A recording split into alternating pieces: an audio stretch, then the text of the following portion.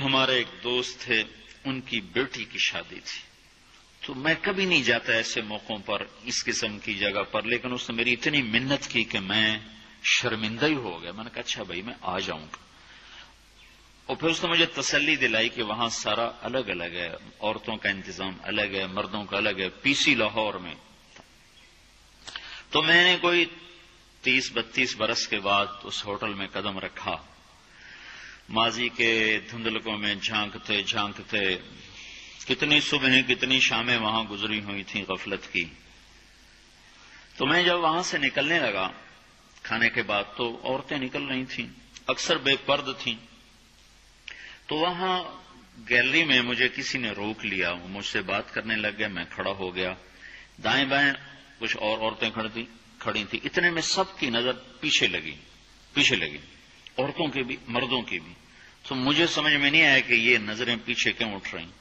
کیا دیکھا، میرے قریب سے ایک خاتون گزری جو سر سے لے کر پاؤں تک مکمل برقعے میں، ہاتھوں پہ بھی دستانے تھے اور پاؤں میں جرابیں تھیں، اور ایک بالکل سادہ سا برقع انہوں نے پہنا ہوا تھا. جب وہ گزری ہے تو ایک دم سناٹا چھا گیا، سارے عورتوں پر بھی سارے مردوں پر بھی. تو مجھے اس وقت خیال آیا کہ یہ حق ہے.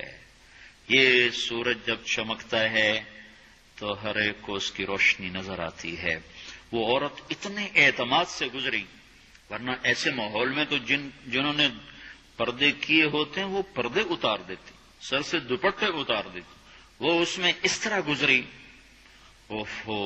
سب کی نظریں شرم و حیا سے جھک گئیں. وہ عورتیں جن کے دوپٹے کہیں جا رہے تھے ان کی بھی نظریں شرم و حیا کی وجہ سے جھک گئیں. یہ مسلمان عورت کی پہچان ہے. یہ فاطمہ کی بیٹی ہے، یہ خدیجہ کی بیٹی ہے. یہ مغرب کی ننگی بیٹی نہیں ہے کہ جہاں ماں بیٹی کا تصور ختم کر دیا گیا ہے. اب وہ گندگی ہماری طرف پھینکنا چاہتے ہیں، وہ ہمیں یہ گند چاٹنے پر لگانا چاہتے ہیں. اور ہم اللہ کی منت کر رہے ہیں، یا اللہ تو اس نظام کو توڑ دے. ہماری تو بے بسی ہے. ہماری بیٹیوں کے سر سے دوپٹے اتر گئے، کپڑے مختصر ہو گئے. عجب حال ہے. حیا پتہ نہیں کہاں ہی روٹ کے چلا گیا، نظر ہی نہیں آتا. پہاڑوں میں جا کے بھی ڈھونڈا، وہاں بھی نہیں ملا.